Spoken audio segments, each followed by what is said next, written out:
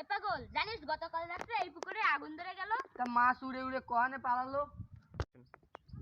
এই পাগল, তাহলে মাছের কি গোড়ার মতন পাখা আছে যে উড়ে উড়ে চলে যাবে? তুই কি সবাই পাগল হয়ে গেছিস নাকি? ওই সময় মাছটা তো কেরাসিন দিয়ে আগুন নিভাচ্ছিল।